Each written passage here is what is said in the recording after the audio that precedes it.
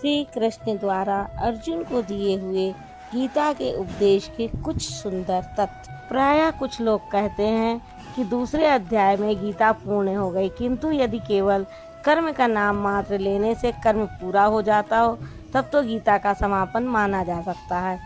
इस अध्याय में योगेश्वर श्री कृष्ण ने बताया, कर्म करने में तेरा अधिकार है, फल में कभी नहीं।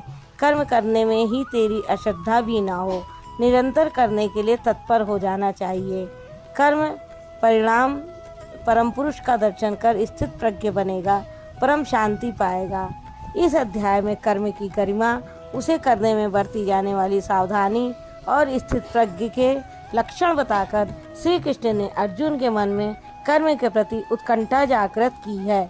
आत्मा शाश्वत है, सनातन है, उसे जानकर तत्वदर्शी बने। उसकी प्राप्ति के दो साधन हैं, ज्ञान योग और निष्काम कर्म योग। अपनी शक्ति को समझकर हानि लाभ का स्वयं निर्णय लेकर कर्म में प्रवृत्त होना ज्ञान मार्ग है, तथा इष्ट पर निर्भर होकर समर्पण के साथ उसी कर्म में प्रवृत्त होना निष्काम कर्म मार्ग या भक्ति मार्ग है। निष्काम कर्म मार्गी या भक्ति मार्गी शरणागत होकर मेरा आश्रय लेकर चलता है।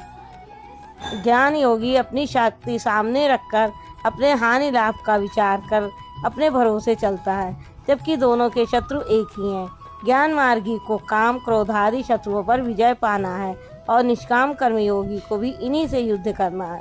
कामनाओं का त्याग दोनों करते हैं और दोनों मार्गों में किया जाने वाला कर्म भी एक ही है।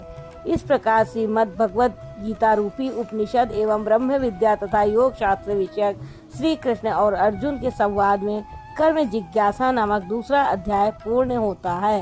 राधे राधे।